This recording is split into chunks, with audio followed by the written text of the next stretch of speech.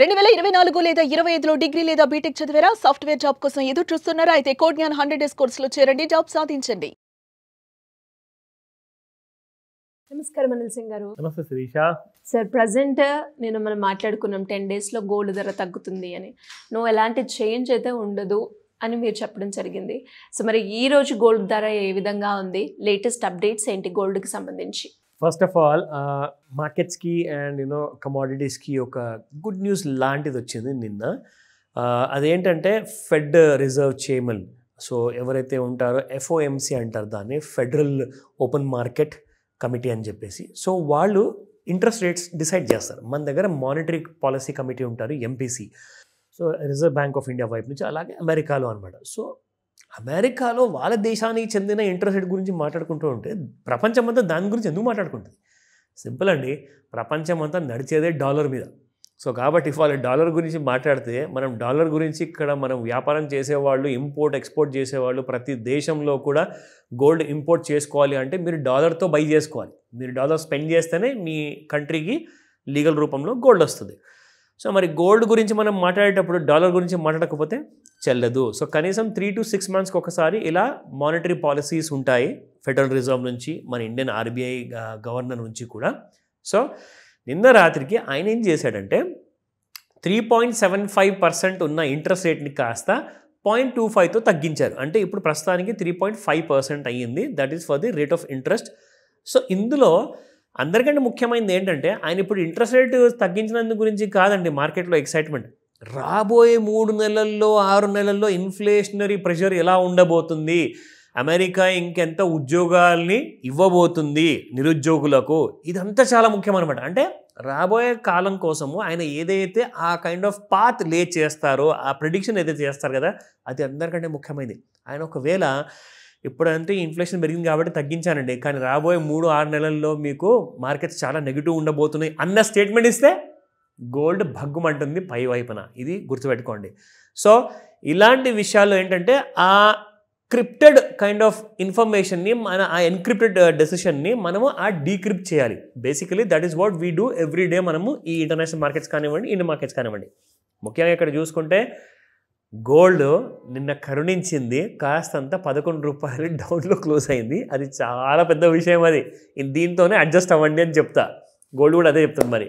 కానీ ఈ రోజున నిన్న రాత్రి జరిగిన డెసిషన్కి గోల్డ్ చాలా ఎక్కువగా పెరిగింది. ఎందుకంటే దాదాపు 1000 రూపాయలు హయ్యర్ ప్రైస్లో ఉందండి. నిన్న 1,29,500 ఉంటే ఇవాళ 1,30,500 ఉంది. అంటే ఇప్పుడు కరెంట్ మార్కెట్ ప్రైస్ చెప్తున్నది. ఇది మాత్రం అదృష్టవంతులకు వచ్చే ప్రైస్ ఇది. సో ఏదన్నా పర్చేసెస్ చేయాలి అనుకుంటే బిఫోర్ 12 midnight కంటే ముందు చేసుకుంటే మీకు పాత రేట్లో వస్తుంది. లేదంటే సాయంత్రం పూట మళ్ళీ మీకు ఈ రేట్స్ స్పాట్ రేట్ కూడా పెరిగే అవకాశాలు ఉన్నాయి. ఎందుకంటే జనరల్గా మన దగ్గర ఉన్న జ్యువెలరీ అసోసియేషన్ వాళ్ళు ఏం చేస్తారంటే పొద్దున ఒక రేట్ ఫాలో చేస్తారు, సాయంత్రం ఇంకొక రేట్ ఫాలో చేస్తారు. సో అదంతా కూడా మీరు సాయంత్రం వరకు వెళ్తే రేట్లు మారిపోతాయి, పెరిగే అవకాశాలు ఉన్నాయి. సో ఇప్పుడు మీకు చెప్తాను స్పాట్ మార్కెట్లో 24, 22 and 18 క్యారెట్ ఎలా ఉంది ఈ రోజున. సో చూసుకుంటే 24 క్యారెట్ గోల్డ్ 13,031 రూపీస్ నిందుంటే ఇవాళ 13,020 రూపీస్ ఉంది, -11.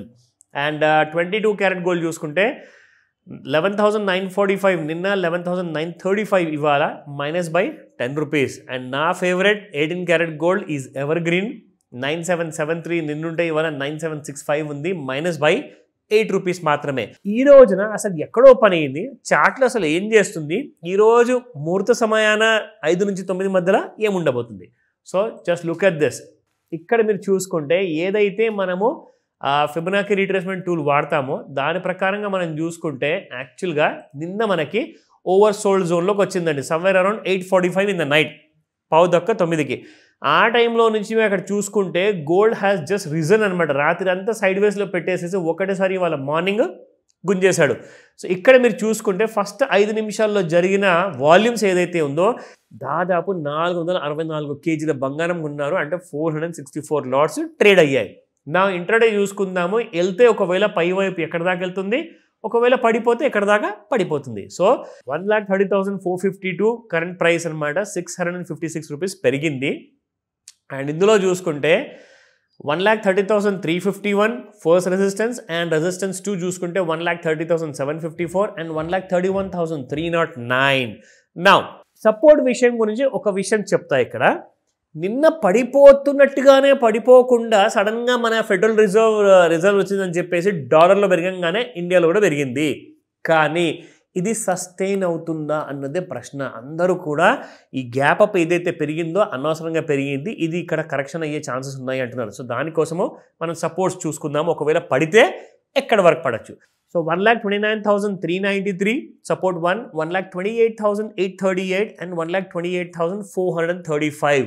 రేంజెస్ చాలా చిన్న చిన్నగా ఉన్నాయి. 5 లేదా 400 గ్యాప్ ఉందన్నమాట ఒక్కొక్క సపోర్ట్కి చూసుకుంటే.